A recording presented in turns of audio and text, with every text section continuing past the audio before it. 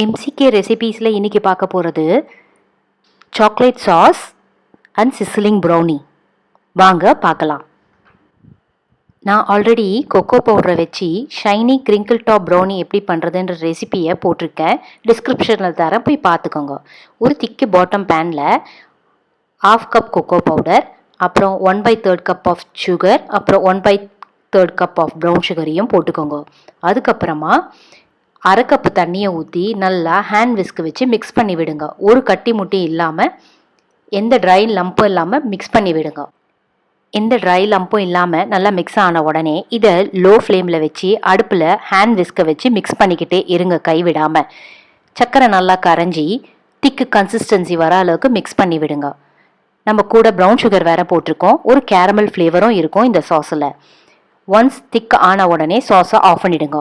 அதுக்கப்புறமா எடுத்து வச்சிருக்க 1/4 கப்பு ஃப்ரெஷ் க்ரீமையும் இதோடு சேர்த்துக்கோங்க. அதையும் நல்லா மிக்ஸ் பண்ணி விடுங்க.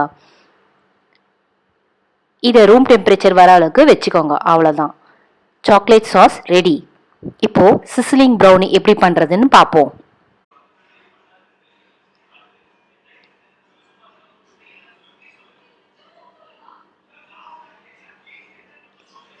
சிஸ்லர் ப்ரௌனி பண்ணுறதுக்கு நம்ம சிஸ்லர் பிளேட்டு தேவை.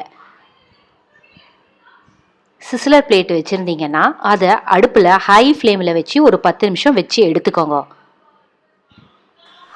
அதுக்கப்புறமா அந்த தட்டில் இந்த சாக்லேட் சாஸை ஊற்றிக்கோங்க. அதுக்கப்புறமா எடுத்து வச்சுருக்க ப்ரௌனியும் பீசஸையும் வச்சுக்கோங்க. மேலே வெண்ணிலா ஐஸ்கிரீம், இல்லைனா உங்களுக்கு பட்டர்ஸ்காட்ச் ஐஸ்கிரீம் வேணாலும் நீங்கள் வச்சுக்கலாம், உங்கள் சாய்ஸ் தான். அதுக்கு மேலே திருப்பி இந்த சாக்லேட் சாஸை ஊற்றிக்கோங்க. So sizzling plate brownie ready. உங்களுக்கு இந்த ரெசிபி பிடிச்சிருக்கோன்னு நினைக்கிறேன்.